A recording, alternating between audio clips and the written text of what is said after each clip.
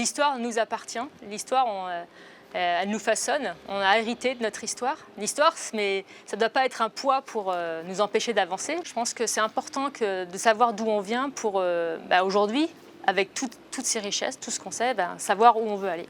Les archéo-anthropologues, ils vont aller vérifier l'état des vestiges qui concernent les squelettes, les humains en fait, du passé, en déterminant sur le terrain les pratiques funéraires. Donc on a deux volets dans notre métier. Donc restituer les rites d'autrefois, les croyances.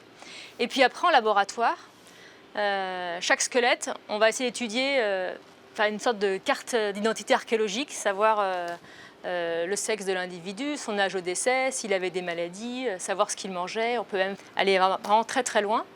Et l'objectif, c'est d'avoir le plus possible d'indices pour après faire des statistiques et de voir et de comprendre comment ont habité nos ancêtres le territoire, comment ils se sont adaptés, comment ils ont vécu.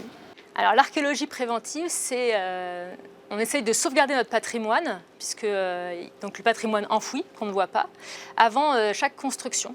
Donc c'est l'État qui va prescrire des diagnostics archéologiques pour voir l'état des conservations du sous-sol. Donc l'objectif, c'est vraiment de garder ces données qui vont disparaître, sinon à la suite des travaux.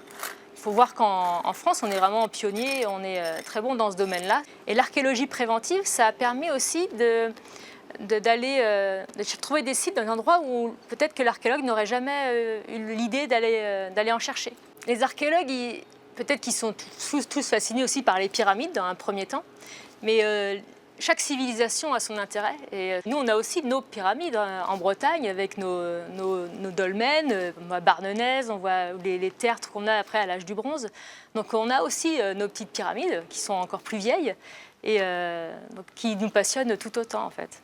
Au couvent des Jacobins, on a fait des découvertes très intéressantes donc, qui remontent déjà aux premières traces des Romains, donc, qui sont arrivés ici, qui ont commencé à défricher et qui ont commencé à créer la ville de Rennes. Donc c'était le Condate à l'époque, la confluence. Et puis après, on a vu toute l'évolution, donc avec toutes les couches qui étaient conservées sous ce couvent. Et on a découvert comme ça, par exemple, Louise de Quingot, qui était dans un cercueil en plomb, avec au-dessus une urne en forme de cœur, un cardiotaphe qui contenait donc le cœur de son mari. Les historiens ne travaillaient pas du tout sur elle n'était pas du tout connue. Donc c'est bien aussi de pouvoir redonner vie. Il y a eu des articles même pour la jeunesse dans des magazines de presse où, pour un peu tout le monde, on se dit que c'est chouette, au moins l'archéologie passionne, je ne suis pas la seule passionnée, elle passionne tout le monde.